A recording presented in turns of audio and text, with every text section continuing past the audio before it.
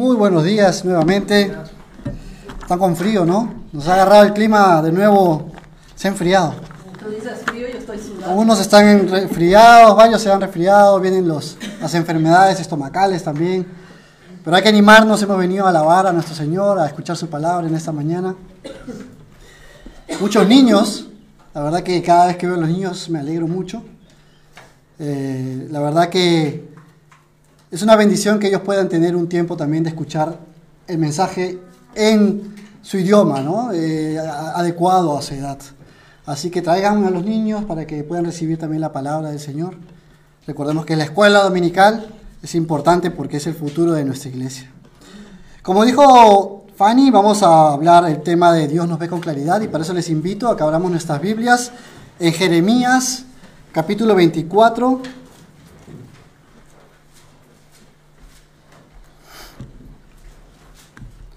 La semana pasada el pastor hizo una brevísima introducción, ¿verdad? Y habló mucho sobre el Antiguo Testamento, cuando el pueblo de Israel cayó prisionero del Imperio de Babilonia. Entonces, estuve pensando y estudiando mucho sobre esos acontecimientos. La verdad que es muy interesante la Biblia, cómo lo relata en diferentes libros de la Biblia. Cómo el pueblo de Israel cayó en esta esclavitud, cómo lo sacaron de su tierra y sobre todo ese cautiverio por diferentes naciones, no solamente por Babilonia. Vamos a hablar en esta mañana un poco sobre el profeta Jeremías. Tengo ahí Sí, vamos a poner a Jeremías. Él fue un profeta que empezó su ministerio desde el año 13 del rey Josías. ¿Se acuerdan del rey Josías, verdad? Fue el rey que ya hizo la reforma, que encontró todos los papiros y todo lo que estaba escrito en la ley, hizo la reforma, ¿verdad? Entonces, a partir del año 13 del rey Josías empezó Jeremías su ministerio y después Jeremías duró hasta la caída de Jerusalén. Y duró aproximadamente 50 años. Jeremías le habló a varios reyes, no solamente a Josías. Jeremías le habló a Josías, a Joacás, a Joacim, a Joaquín y a Sedequías. Se la pasó hablándole a todos estos reyes. ¿Pero qué les decía? Les decía las palabras que venían de Dios, ¿verdad? Él le hablaba directamente la palabra de Dios. Él les decía que se arrepientan de sus pecados, arrepiéntanse, vuelvan al Señor. Y no volvían al Señor. Luego de que los conquistaron, cuando ya se veía la amenaza de Babilonia, ya se había llevado a algunos, ¿verdad? Se había llevado ya a Joacim, ya se lo había llevado, y le dice a Sedequías, por favor, sométanse. Ya, como se dice en Perú, ya perdimos, ¿no? Ya fue, ya déjenlo porque ya está. Y aún así seguían en la terquedad. ¿Cómo es que sabía y decía todas estas cosas Jeremías? ¿Cómo es que a él se le ocurría de repente, ¿no? Decirle a la gente? Él asumió el rol porque tenía barba blanca y bastón y dijo, bueno, yo me veo sabio, voy a ir a hablarle al pueblo. No, él era un escogido por Dios. Él decía y daba la palabra de Dios. Él no quería muchas veces, ¿verdad? Conocemos Jeremías, lo conocen como el profeta llorón, ¿verdad? Porque el pobre de verdad que la pasaba muy mal. Era un profeta del Señor, la palabra de Dios venía a él y él tenía ese conocimiento de primera mano. Lo que Dios le decía, él lo decía. No era que, me dijo el primo del hermano, del sobrino, de tal. No, Dios mismo le hablaba y él mismo lo decía. Y dentro de muchas de las cosas que dice Jeremías, o que el Señor le dijo a Jeremías, una de ellas la vamos a encontrar en el libro de Jeremías, en el capítulo 24.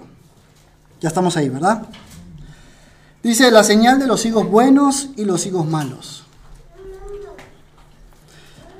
Después de haber transportado Nabucodonosor, rey de Babilonia, a Jeconías, hijo de Joacim, rey de Judá, a los príncipes de Judá y los artesanos y herreros de Jerusalén, y haberlos llevado a Babilonia, me mostró Jehová 2 cestas de higos puestas delante del templo de Jehová.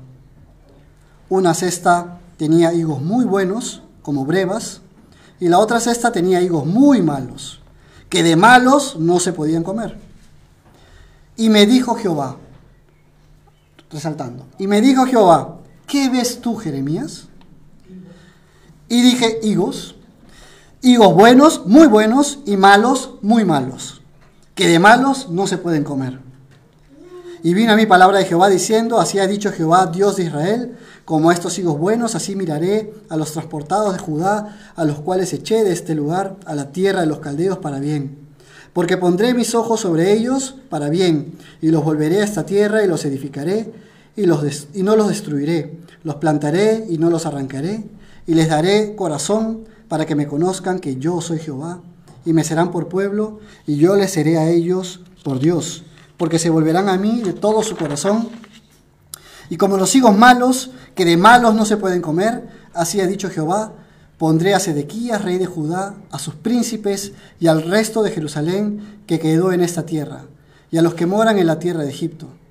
Y los daré por escarnio y por mal a todos los reinos de la tierra, por infamia, por ejemplo, por refrán y por maldición a todos los lugares a donde yo los arroje. Y enviaré sobre ellos espada, hambre y pestilencia, hasta que sean exterminados de la tierra que les di a ellos y a sus padres. Tremendo, ¿no? Durísimo. ¿Se imaginan a Jeremías teniendo que ir a decirle esto a los reyes o al pueblo? ¿Con qué ojos lo mirarían, no? Pero vamos a entrar en el primer punto. Un punto clave. Porque el primer punto es cómo nosotros, cómo las personas vemos las cosas. Cómo vemos las cosas. Porque la pregunta que le hace Dios a Jeremías es, ¿qué ves tú, Jeremías? ¿Por qué le pregunta eso? Empieza diciendo, ¿qué ves tú, Jeremías? ¿Qué otra cosa podría haber? Por ahí escuché que lo primero que dijo, higos. Claro, obviamente. Jeremías no hubiera podido decir otra cosa, ¿no? No hubiera dicho, veo manzanas, no, veo plátanos, quizás por dar la contra, ¿no? Pero era evidente. Dios le mostró algo tan claro que tuvo que usar un ejemplo tan claro para él de higos buenos, muy buenos, e higos malos, muy malos. Un ejemplo tan claro para que no haya error, no haya espacio para la malinterpretación, ¿verdad? Soy tremendo vaso. ¿Saben qué, hermanos? Muchas veces vemos las cosas realmente con mucha claridad. Leemos la Biblia y es como si estuviéramos absorbiendo todo como esponja, ¿verdad? Es clarísima la palabra, nos llena. Es como si lo hubiéramos estudiado de toda la vida. Muchas veces leemos la palabra y es así. Y las ponemos en práctica. Pero hay veces que por más que el mensaje sea claro, no lo vemos o no queremos verlo. No sé si les ha pasado. A mí me pasa mucho. O quizás de repente en casa, en el hogar, con la pareja o con los hijos, ¿no? O los hijos con los padres, dan una orden tan clara, pero como no queremos, como no nos conviene, tenemos que cambiarla, ¿no? No te escuché completamente, ¿verdad? No sabía que te referías a eso. Porque no nos conviene. Realmente preferimos racionalizar las cosas. Es como un mecanismo de defensa que tenemos los seres humanos para sentirnos bien con las decisiones que tomamos o con las decisiones que toman otras personas, porque no necesariamente siempre es con nosotros. De repente, un amigo mío que yo lo aprecio mucho, sé que está yendo por un mal camino, ya le hemos dicho las cosas, pero como es mi amigo, trato de justificarlo, ¿no? Y decir, mira, ya está bien, justificar las cosas para no caer en desagrado, ¿verdad? No nos conviene ver la verdad porque nos duele y nos da trabajo tomar las decisiones correctas. Esto quizás va a sonar un poco fuerte para muchos o para pocos, no sé, pero la verdad es que yo lo veo mucho en Suiza, este tema. Más que en Perú, o no sé en Sudamérica cómo será en otros países, pero en Suiza lo veo mucho. Porque es de orgullo para los suizos, es algo muy nacionalista para los suizos decir que son neutrales, ¿no? La neutralidad suiza. Llamarse un país neutral es un motivo de orgullo.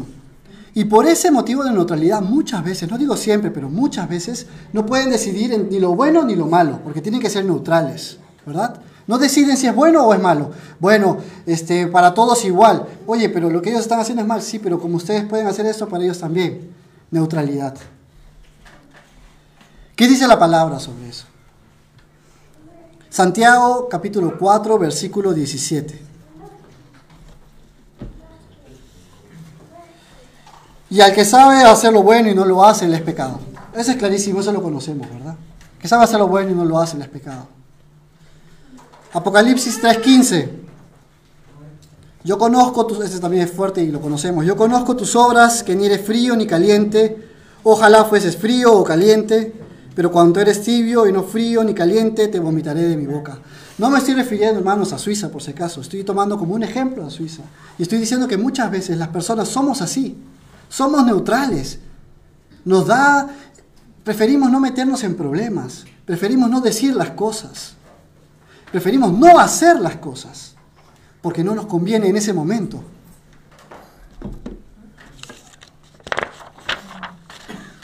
En Mateo capítulo 10, versículo 30. Esa lo conocemos. Esta es una parte de la parábola del buen samaritano. Que dice, bajaba un hombre de Jerusalén a Jericó y cayó en manos de unos ladrones. Le quitaron la ropa, lo golpearon y se fueron, dejándolo medio muerto. Resulta que viajaba por el mismo camino un sacerdote, quien al verlo se desvió y siguió de largo. Así también llegó a aquel lugar un levita y al verlo se desvió y siguió de largo. Yo no me voy a meter en problemas, ¿no? No sé qué habrá pasado, pero por si acaso, no me vayan a echar la culpa a mí y yo tenga que pagar la factura de la hospitalización, mejor no lo hago. Yo lo he visto, ¿saben dónde? Una vez en China, gracias a Dios, tuvimos la oportunidad de ir y en nuestras narices atropellaron a un señor. Andaba en su motito y lo atropellaron.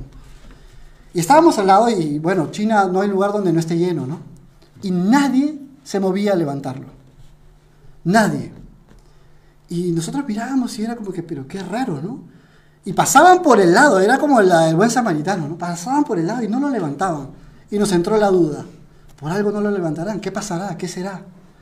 Pero esa indiferencia también es una indiferencia espiritual. También nos pasa espiritualmente.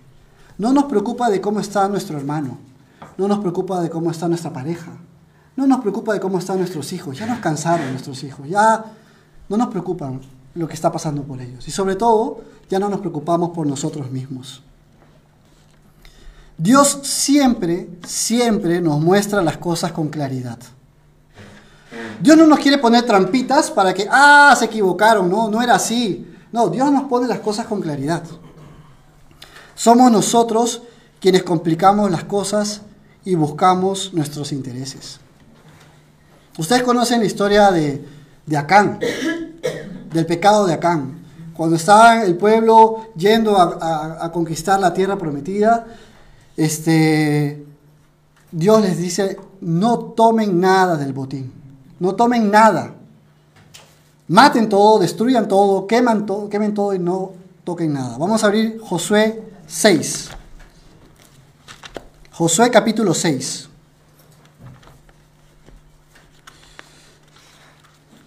Josué capítulo 6, versículo 18.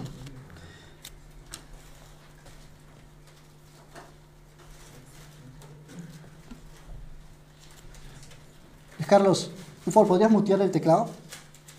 Por favor. Gracias.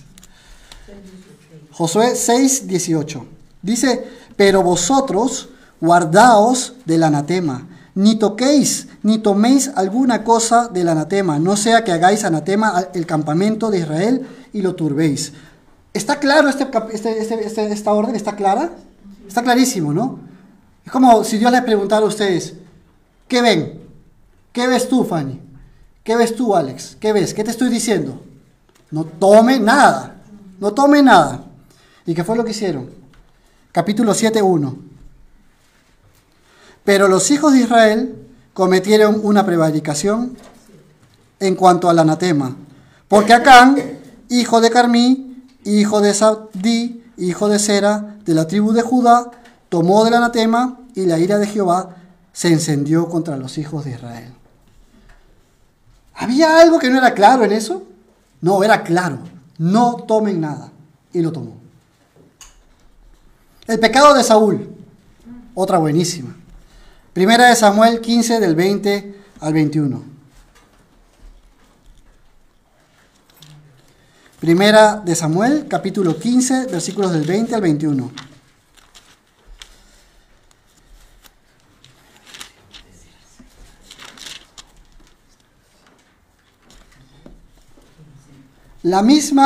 Dios les había dado una misma orden.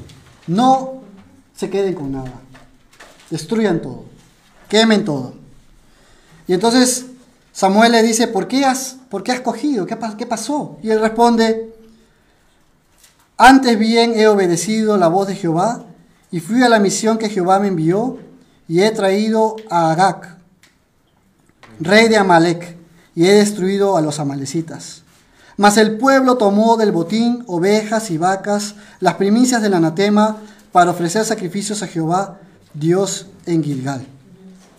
Qué loco, qué increíble. Otra vez la orden había sido clarísima, pero aquí sí ya vemos un poquito la manipulación de Saúl, ¿no? Cómo él entendió. Dios, Samuel, pero yo hice todo lo que Dios me dijo, yo fui. Yo lo vencí y acá está, acá lo traje. Pero el pueblo, pues ya el pueblo quiso coger, ¿no? ¿Yo qué voy a hacer? El pueblo quiso tomar y bueno, y eso lo libró, ¿no? A partir de ahí Saúl es descartado. A diferencia de estos ejemplos, podemos ver que Jeremías dijo lo que realmente veía. Podemos decir, bueno, qué fácil, ¿no? Le puso higos, ¿no? Higos buenos, muy buenos, higos malos, muy malos. Pero él ya estaba sensible a la voz de Dios. Él siempre estaba dispuesto a escuchar lo que Dios tenía que decirle. Si no hubiera sido algo que tenga tanta repercusión en la vida nuestra, Dios no le hubiera preguntado qué ves. Pero Dios le preguntó, ¿qué es lo que tú ves? Y Dios, después de que Él le dice lo que ve, Dios le explica lo que realmente es. Lo único que veía Jeremías eran higos buenos, higos malos.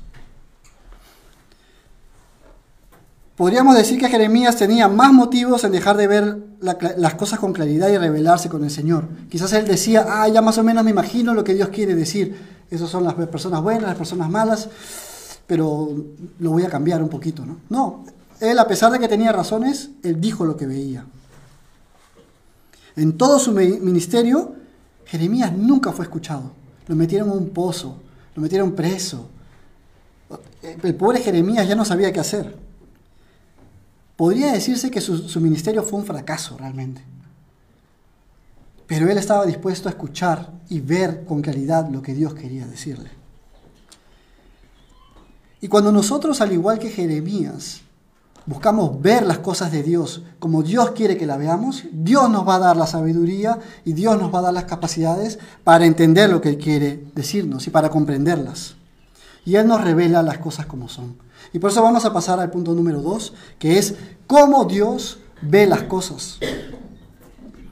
Entonces nosotros las vemos distorsionadas, nosotros las vemos cambiadas, nosotros las vemos dependiendo de nuestras circunstancias, vemos las cosas diferentes. Pero Dios siempre ve las cosas como son. Él no las va a cambiar por su conveniencia. Él, una vez que las dice, así serán. Dios ve las cosas con tanta claridad como si fueran higos buenos y como si fueran higos malos. Así también Dios nos ve a nosotros. Él puede distinguir con tanta facilidad entre cada uno de nosotros. ¿Y saben qué? Es increíble porque nosotros podemos engañarnos a nosotros mismos. Yo puedo estar parado aquí y les puedo engañar de cómo está mi vida espiritual, ¿no? Puedo orar y puedo decir grandes palabras, pero por dentro quizás estoy mal. Solo Dios lo sabe. Podemos engañar a nuestra pareja, podemos engañar a nuestros hijos, podemos engañarnos hasta a nosotros mismos, pero a Dios no podemos engañar. Vamos a abrir en Segunda de Timoteo, capítulo 3. Segunda de Timoteo, capítulo 3, versículos del 1 al 5.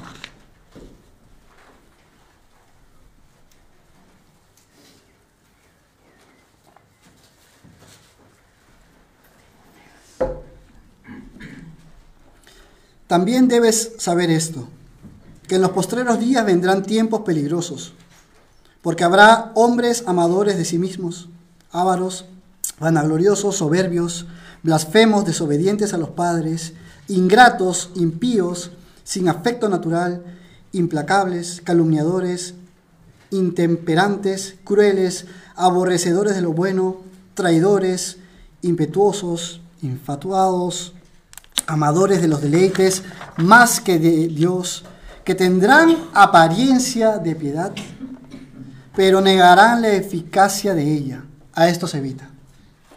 Tendrán apariencia de piedad, pero van a negar toda piedad. Se ven muy piadositos, se ven muy así, pero por dentro son todo lo que acabamos de leer. Todos esos adjetivos calificativos, como decía mi papá, adjetivos calificativos, despectivos, no sé qué más, todos esos son estas personas. Pero no las vamos a poder distinguir tan fácilmente, porque aparentan ser piadosos. Mateo 23, 27. Mateo capítulo 23, versículos del 27 al 28. Estas son palabras fuertes de Jesús que le dice a los escribas y fariseos, ¿verdad? ¡Ay de vosotros, escribas y fariseos, hipócritas! Porque sois semejantes a sepulcros blanqueados, que por fuera, a la verdad, se muestran hermosos, mas por dentro están llenos de huesos de muertos y de toda inmundicia. Así también vosotros, por fuera, a la verdad, os mostráis justos a los hombres, pero por dentro estáis llenos de hipocresía e iniquidad. Dios puede ver los corazones. ¿No les da eso respeto? ¿No les influye eso un temor a Dios? Podemos engañar a nuestros padres cuando llegamos un poquito más tarde, entrar despacito, los que somos jóvenes, ¿no? Liana, Luana, cuando llegan tarde a la casa después de sus fiestas, se quitan los zapatos y se echan en la cama y entra la mamá y se la cree toditita, ¿no? O Chano, ¿no? Cuando sale con sus amigos, no, se fue a estudiar, ¿no? Y regresa con sus libros y todo, pero se había ido con sus amigos a hacer un grill al río, ¿no? Que no tiene nada de malo, pero era desobediencia quizás en ese momento. Podemos burlar a nuestras familias, a nuestros padres, pero Dios no puede ser burlado. Gálatas 6:7 dice, no os engañéis, Dios no puede ser burlado, pues todo lo que el hombre sembrare, eso también segará. Cuando el pueblo de Israel fue llevado en cautividad, muchas personas que vivían ahí se fueron como prisioneros, ¿verdad? No todos, muchos se fueron como prisioneros. Vamos a leer Segunda de Reyes, vamos a leer Segunda de Reyes 24, del 14 al 17, está ahí. Segunda de Reyes 24, del 14 al 17, y llevó en cautiverio a toda Jerusalén, a todos los príncipes y a todos los hombres valientes, hasta 10,000 cautivos, y a todos los artesanos herreros. No quedó nadie, excepto los pobres del pueblo de la tierra. No quedó nadie, excepto los pobres. Asimismo, llevó cautivos a Babilonia a Joaquín, a la madre del rey, a las mujeres del rey, a sus oficiales y a los poderosos de la tierra. Cautivos los llevó de Jerusalén a Babilonia. A todos los hombres de guerra, que fueron 7,000, y a los artesanos y herreros, que fueron 1,000, y a todos los valientes para hacer la guerra, llevó cautivos el rey de Babilonia. Y el rey de Babilonia puso por rey en lugar de Joaquín a Matanías, su tío, y le cambió el nombre por Sedequías. Entonces estamos viendo que no todos se fueron, se quedaron los pobres. Que vive el pueblo, ¿verdad? El pueblo de Israel dijo, por fin se fueron los ladrones, por fin se fueron los corruptos, ¿no? Así quisiéramos que pase en nuestros países, quizás, ¿no? Que se vayan toda la corrupción, que se queden solamente los pobres.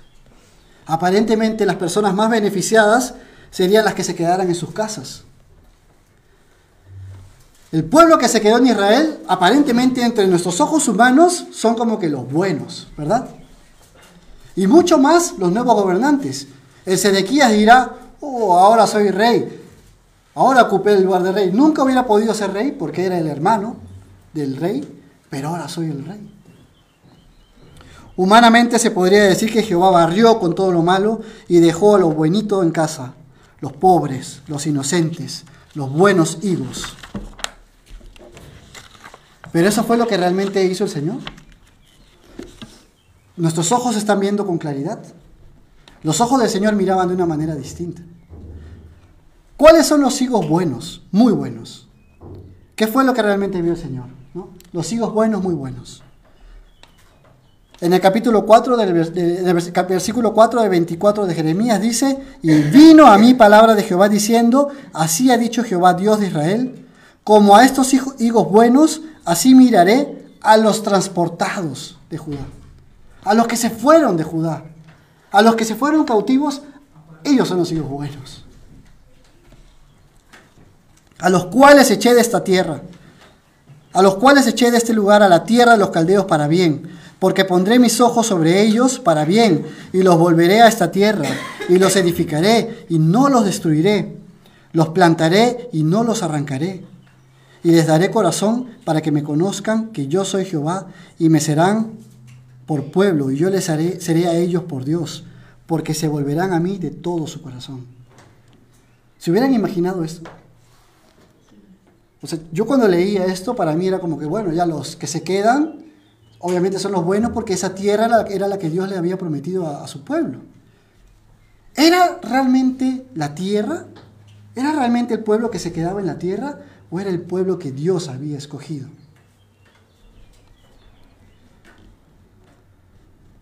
El verdadero pueblo escogido por Dios no fue aquel que se quedó en la tierra que Él les había dado, sino aquellas personas que Él escogió, personas que el Señor preparó y guardó por medio de estas promesas. Hermanos, no se trata de sus méritos, no se trata de qué personalidad tengan, no se trata de los conocimientos que tengan. Se trata de lo que el Señor ve en ustedes y de lo que el Señor puede hacer en nuestras vidas, lo que el Señor ve en mí y lo que el Señor puede hacer en mi vida. De eso se trata. Ni aún nosotros mismos somos capaces de entender lo que podemos hacer. Ayer salía con Bean con la bicicleta y él anda recuperándose del hombro, íbamos despacito y decíamos, a veces nos imaginábamos que podíamos montar mejor, ¿no? Hacer más cosas, hacer saltos más altos, ¿no? Cuando nos compramos la bicicleta pensábamos que íbamos a volar con las bicicletas y después nos dimos cuenta que nuestra mente de casi cuarentones, yo y él ya pasó, nos bloqueaba, la mente nos bloqueaba y no nos permitía hacer lo que pensábamos que podíamos hacer. Lo mismo le pasó a Gabriela el otro día, a mi hija, fuimos a un parque y había una colchoneta y había una piedra arriba y quería saltar. Yo miraba el espacio y decía, sobrado, de todas maneras salta. No hay duda que lo va a lograr, pero ella tenía miedo, pero quería hacerlo, pero tenía miedo. Y entonces corría y se frenaba y tenía que agarrarla porque al frenar casi se caía. Y después, otra vez, ¿quieres hacerlo? Sí, con la mano, saltá. Otra vez con la mano. Al final, terminaba saltando y dando un volantín. Al final logró hacerlo saltando y dando un volantín. Y quería ir ya a la otra piedra. No sabía de lo que era capaz. Tuve que ayudarla y reforzarle. Tú puedes, lo puedes lograr. Dios nos ve así. Dios sabe exactamente de lo que son capaces cada uno de ustedes. Dios los conoce más de lo que ustedes se conocen ustedes mismos. No se trata de cómo son ahora, sino de lo que Dios ve en ustedes. Porque si fuera que si Dios nos escogiera como nosotros escogemos, Dios no hubiera escogido a un David, por ejemplo. Porque ¿quién de nosotros hubiera escogido a David como rey de Israel? Yo no. ¿A un pastor de ovejas? ¿El menor de sus hermanos? No. Ni siquiera me hubiera enterado que existía un David. ¿Quién hubiera escogido un Jacob para tener el nombre de Israel? que era un hermano gemelo, pero era el segundo, era el menor. No tenía heredad, pero Dios lo escogió. ¿Quién hubiera escogido a un Pablo? ¿Quién hubiera escogido a un Pablo? Pablo era un asesino. Mataba cristianos, los mataba. ¿Por qué? O sea, ninguno con los ojos humanos podría haber dicho, Pablo, ese Pablo va a ser grande, va a escribir grandes cosas. Nosotros no, pero Dios sí. Dios ve esas cosas. No hubiera escogido pescadores, no hubiera escogido publicanos, no hubiera escogido a una prostituta como Rahab. Pero la escogió. La vio en ella que esa mujer iba a creer en Dios, en Jehová, sin que nadie le haya hablado de Jehová. Simplemente vio las maravillas que hacía el pueblo de Israel y creyó.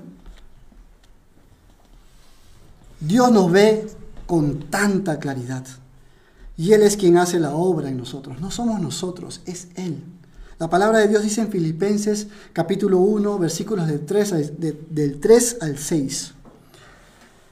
Doy gracias a mi Dios siempre que me acuerdo de vosotros. Siempre en todas mis oraciones rogando con gozo por todos vosotros, por vuestra comunión en el Evangelio desde el primer día hasta ahora. Estando persuadido de esto, que el que comenzó en vosotros la buena obra, la perfeccionará hasta el día de Jesucristo. Si Dios ha empezado una obra en ustedes, si Dios ha empezado una obra en mí, Él la va a perfeccionar. Es su promesa. Va a perfeccionarla. La misericordia de Dios es tan grande. Porque Él dice, pondré mis ojos sobre ellos. En el versículo 6. Del capítulo 4. Pondré mis ojos sobre ellos. ¿Por qué Dios tendría que poner sus ojos sobre alguien? Pero Él dice, pondré mis ojos sobre ellos. Por los que se fueron, por los que se han ido cautivos, en ellos voy a poner mis ojos. Los edificaré. Los plantaré. Les daré corazón para que me conozcan. Es Él quien hace las cosas. No eran ellos que decidieron hacer las cosas. Cuando vimos el domingo pasado, el pastor habló sobre Daniel y sus amigos. Las cosas que Daniel decía o hacía y sus amigos no eran humanas. Decidir no comer la comida del rey, ¿les parece humano? ¿Ustedes se imaginan lo que es una comida de un rey? Y tener hambre, venir en cautiverio y decir, no, prefiero comer vegetales y legumbres. Te tenían un ceviche, unos picarones, te tenían buena comida, pero no, yo quiero esto. Y después cuando interpreta la mano que escribe, ¿recuerdan? Mene, mene, teque, uparsi. Cuando le interpreta eso al nuevo rey, el rey le dice, uy, si tú me lo interpretas, te voy a dar unos vestidos y te voy a llenar de joyas y te voy a poner por sobre todo. Y él dice, guárdate todo eso. ¿No? Guárdate, yo no quiero nada. Sigue insistiendo Daniel en eso. ¿Ustedes creen que eso venía solamente de Daniel? Era la promesa que Dios había dicho. Yo voy a poner mi mirada sobre ellos, sobre Daniel, sobre sus amigos. Ellos estaban experimentando lo que Dios había prometido que iba a hacer. Ellos lo estaban viviendo. No se daban cuenta, pero lo estaban viviendo y era natural para ellos. Y nosotros muchas veces tenemos esa naturalidad. Hacemos cosas como que, uy, antes no hubiera hecho esto, ¿por qué ahora reacciono tanto así? ¿Me estaré volviendo tonto? ¿No? ¿Por qué antes hubiera reaccionado en el carro cuando me cierran en la autopista? Hubiera acelerado y lo hubiera alcanzado y nos hubiéramos peleado. Pero ahora, ¿por qué no lo hice? ¿Qué está pasando en mí? Dios es el que hace la obra. Dios es el que nos da las buenas obras. Podemos ver cuán misericordioso y bondadoso es el Señor. Él podría haber dejado que todos los hijos sean malos. Muy malos. Tal como hemos elegido nosotros ser por el pecado. Aún así, podemos volver al Señor, porque por Él y para Él recibimos su mirada sobre nosotros. Vuelvo a repetir, nos mira, nos edifica, nos planta y nos da un corazón capaz de conocerlo y reconocer a Jesucristo como nuestro Señor y Salvador. Si hoy reconocemos eso, es porque Dios nos lo ha permitido. No hay algo de lo que podamos jactarnos. Es por eso que todos los grandes siervos en la Biblia del Señor son conscientes de lo que Él ha hecho en sus vidas. Ellos rogaban para que Dios no les quite la protección, para que Dios no quite su mirada de ellos. Vamos a leer el Salmo 51, 10. El Salmo de David, que dice: crea en mí, oh Dios, un corazón limpio y renueva un espíritu recto dentro de mí. No me eches de delante de ti y no quites de mí tu Santo Espíritu. Vuélveme el gozo de tu salvación y espíritu noble me sustente. David, ¿por qué tendría que haber dicho eso si él ya era buenito, ¿no? Ya era bueno. Era un hombre conforme al corazón de Dios. Él era consciente de que él era como era porque Dios tenía la mirada sobre él.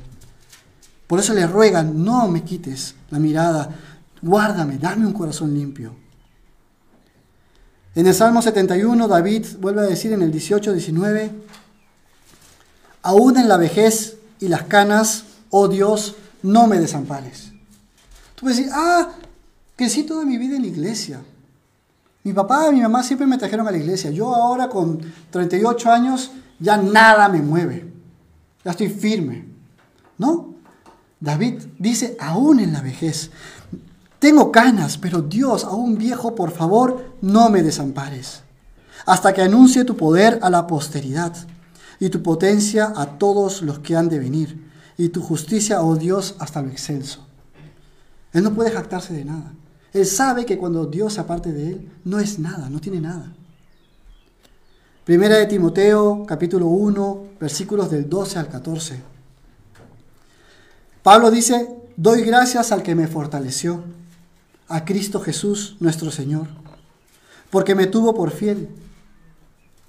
Él no dice: bueno, qué bueno que soy tan capaz, qué bueno que soy lo máximo, qué bueno que me llamo Pablo, ¿no? Qué bueno que estudié con tal persona y ahora pues gracias a mis estudios, a mi conocimiento, soy lo que soy. Él dice: doy gracias a Jesús, porque me tuvo por fiel, poniéndome en el ministerio, habiendo yo sido antes blasfemo, perseguidor e injuriador, mas fui recibido a misericordia, porque lo hice por ignorancia, en incredulidad. Pero la gracia de nuestro Señor fue más abundante con la fe y el amor que es en Cristo Jesús. Yo puedo dar la gloria a Dios de que lo conozco, porque yo no hice nada. Es una gracia infinita. Yo no decidí nacer en la casa de mis padres. Yo no decidí nacer en un país que no había persecución de creyentes. Yo no lo decidí. Dios me puso ahí. Y Dios me habló. A veces el ser humano piensa: bueno, cuando tenga tiempo yo lo busco. Cuando tenga tiempo me convierto. No es así. Cuando Dios te llama, si oyeres hoy su voz, no te detengas. Anda.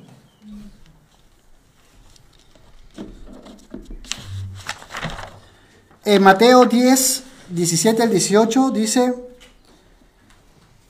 al salir él para seguir su camino, vino uno corriendo e hincando la rodilla delante de él le preguntó: Maestro bueno, ¿qué haré para heredar la vida eterna? Jesús le dijo: ¿por qué me llamas bueno? Ninguno es bueno, sino solo uno, Dios. El mismo Señor Jesús nos está dando el ejemplo de que lo único bueno proviene de Dios. No hay nadie bueno en este mundo, solo Dios. Y todo lo bueno que nosotros podamos hacer y dar proviene de Dios. Mateo, está en Mateo 17 al 18, ¿es ese? ¿No está en Mateo ese? No. Lo dejo de tarea. Este día de Lucas, creo. Mateo, a ver. Bueno, sigamos. Pero ese es el pasaje, no es Mateo. Está en Mateo, pero quizás no es ese 10. Primera de Corintios, capítulo 1, del 26 al 31. Pues mirad, hermanos, vuestra vocación, que no sois muchos sabios según la carne, ni muchos poderosos, ni muchos nobles, sino que lo necio del mundo escogió Dios para avergonzar a los sabios. Y lo débil del mundo escogió Dios para avergonzar a lo fuerte.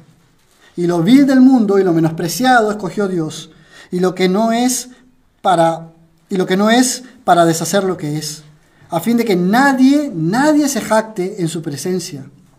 mas por él estáis vosotros en Cristo Jesús, el cual nos ha sido hecho por Dios sabiduría, justificación, santificación y redención, para que, como está escrito, el que se gloría, gloríese en el Señor. No podemos jactarnos de nada. Todo lo bueno proviene del Señor. Todo lo que hay en nosotros es una obra del Espíritu Santo. Y no hablo, hermanos, de lo bueno humanamente, sino de lo bueno que es delante de Dios, que es lo principal. A veces podemos encontrar gente que es muy buena humanamente, hace donaciones, regala sus bienes, todo, pero están desagradando a Dios. ¿Qué es más importante? ¿Agradar a los hombres o agradar a Dios? No importa si tu ofrenda es de 1.000.000 de francos, mientras que estés pecando y le des una ofrenda a Dios de mala gana. Pero si das un franco y lo das de corazón al Señor, eso vale mucho más para Dios. Y es lo que buscamos aquí. Buscamos agradar a Dios. Las cosas buenas que agradan a Dios vienen de Él, así que la tenemos fácil. Solamente tenemos que someternos para agradarle. Dios es aquel que ve dentro de nosotros, aquel que nos conoce aún más de lo que nosotros nos conocemos a nosotros mismos. Por eso Él va a dirigirnos y llevarnos hacia ese camino que le agrada a Él. Pero también están los higos malos, muy malos. No solamente dice que son malos, sino que son malos, muy malos. Y como los higos malos, que de malos no se pueden comer, así ha dicho Jehová: pondré a Sedequías, rey de Judá, a sus príncipes y al resto de Jerusalén que quedó en esta tierra, y a los que moran en la tierra de Egipto, y los daré por escarnio y por mal a todos los reinos de la tierra, por infamia, por ejemplo, por refrán y por maldición a todos los lugares donde yo los arroje. Y enviaré sobre ellos espada, hambre, pestilencia, hasta que sean exterminados de la tierra que les di a ellos y a sus padres. Este tipo de personas, los higos malos, son las personas que no tienen ningún interés en la palabra del Señor. Pueden ser muy buenas personas humanamente, se pueden ver muy generosos, pero no tienen ningún interés en obedecer a Dios. Pero son buenos, pero carecen de todo afecto de la verdad. No estiman la verdad, porque la verdad es el Señor. No les interesa. No se arrepienten delante de Dios. Rechazan la palabra. Viven en necedad. Tienen la mirada distorsionada todo el tiempo. No tienen temor de Dios. Todos estos eran todo el pueblo de Israel. Todos eran así. Aún los que se fueron también eran así. Pero Dios tuvo misericordia con ellos. Con ellos ya no.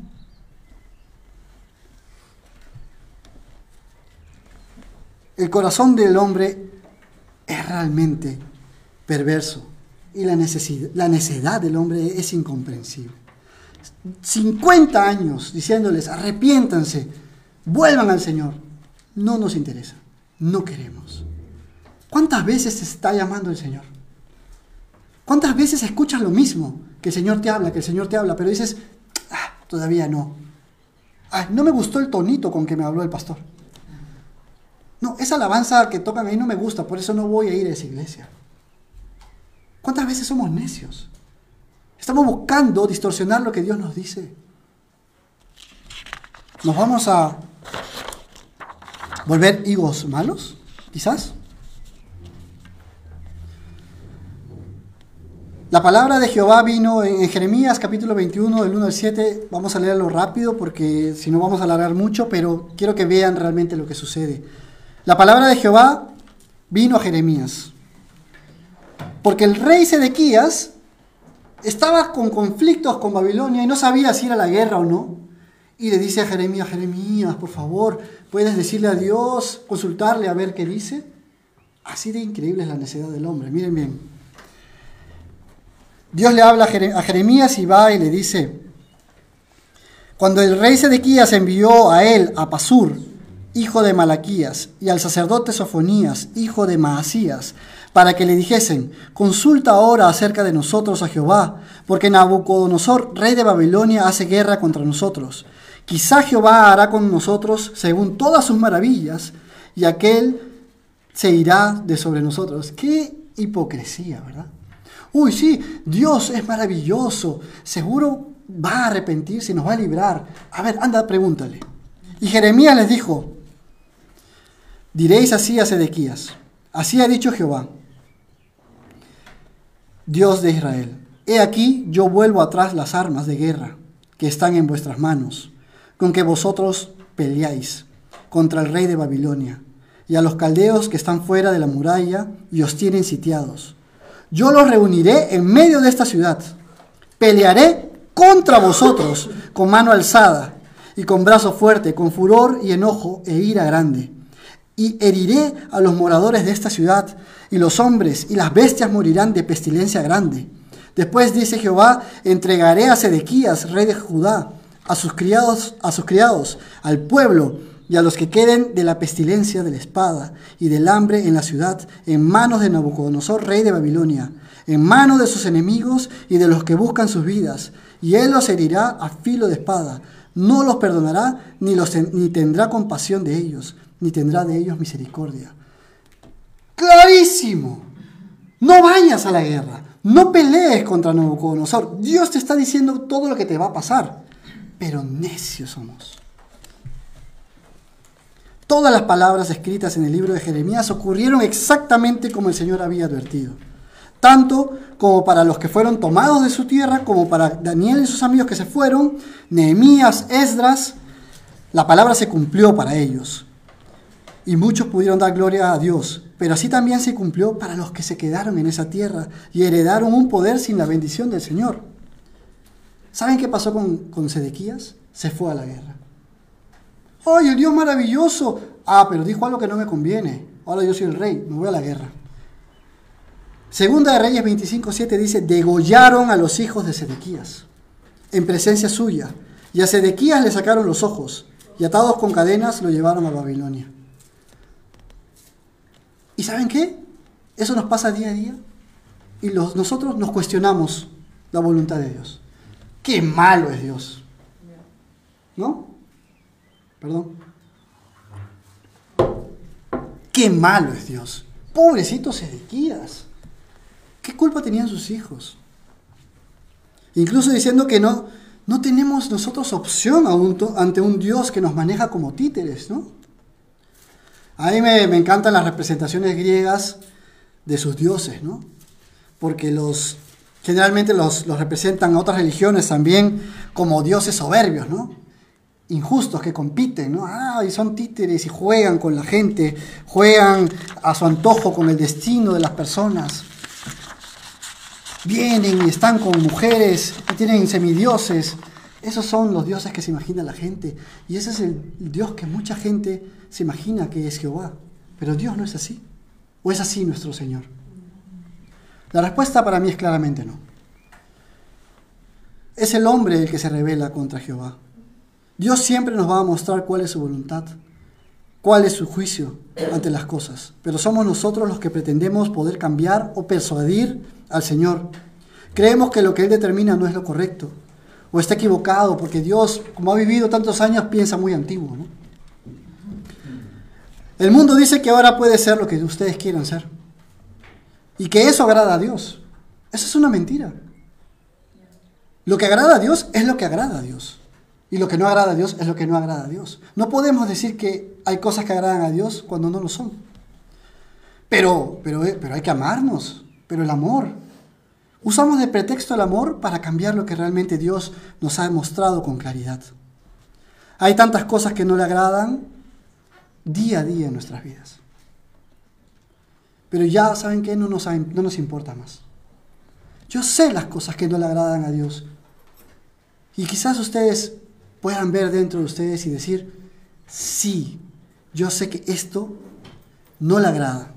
Nunca le ha agradado, pero me cuesta quitarlo. No puedo pero no me hace nada malo. Pero sabes en el fondo que no le agrada a Dios. Y vivimos el día a día así. Hemos creado un nuevo Dios a nuestra conveniencia. Porque nuestro nuevo Dios sí tolera que yo viva así. Pero no, Dios sigue siendo el mismo. No le sigue agradando lo que estamos haciendo. El pastor mencionó la semana pasada que la iglesia quiere hacer todo lo que el mundo hace. Es muy cierto. Es muy cierto. Los cristianos quieren copiar todas las cosas del mundo, así como Israel quería tener un rey como el mundo tenía. Debemos clamar a Dios para que el Señor nos renueve, nos limpie y sobre todo abra nuestros ojos de las cosas que verdaderamente lo están insultando y no le agradan. Para terminar, lo que Dios nos va a mostrar, hermanos, siempre es muy claro. Siempre. Y no va a cambiar. Permanece para siempre. La palabra de Dios no va a cambiar. Si la palabra de Dios dice, esto no me agrada, no le va a agradar hasta el fin de los días. Lo que nosotros vemos puede verse afectado por nuestros intereses. Sin embargo, no nos va a librar del juicio de Dios. Si estamos cambiando la palabra de Dios porque nos conviene, vamos a tener un juicio, vamos a tener una consecuencia. El Señor nos conoce y nos ve con tanta claridad como si fuéramos higos buenos, o malos, muy malos. ¿Ustedes saben a qué cesta pertenecen? Salmo 139, 1:6 dice: Oh Jehová, tú me has examinado y conocido. Tú has conocido mi sentarme y mi levantarme. Has entendido desde lejos mis pensamientos. Has escudriñado mi andar y mi reposo. Y todos mis caminos te son conocidos. Pues aún no está la palabra en mi lengua, y he aquí, oh Jehová, tú la sabes toda. Detrás y delante me rodeaste, y sobre mí pusiste tu mano. Tal conocimiento es demasiado maravilloso para mí. Alto es, no lo puedo comprender. Si no sabes en qué cesta estás, si estás en dudas, pídele a Dios, como esta oración que hace David, que te revele, que te muestre. Sigue en el 23 y 24, y con esto termino. Examíname, oh Dios, y conoce mi corazón. Pruébame y conoce mis pensamientos. Y ve si hay en mi camino de perversidad, y guíame en el camino eterno.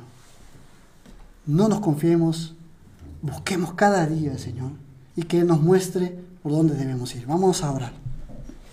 Amado Dios, gracias, Padre, por tu palabra. Señor, tú nos hablas tan claramente. Ayúdanos a quitar aquellas cosas que no te agradan. Todo lo que hace ruido en nuestros corazones, danos la fuerza, Señor, por tu Espíritu Santo para quitarlas, para vivir en victoria, Señor. Tú quieres lo mejor para nosotros. Tú nos prometes tantas cosas buenas, Señor. Ayúdanos y que tu mirada no se aparte de nosotros. Plántanos, Señor, firmes. Danos un corazón que lo único que busque es agradarte y decir y clamar que tú eres el Dios Todopoderoso. En el nombre de Cristo Jesús. Amén.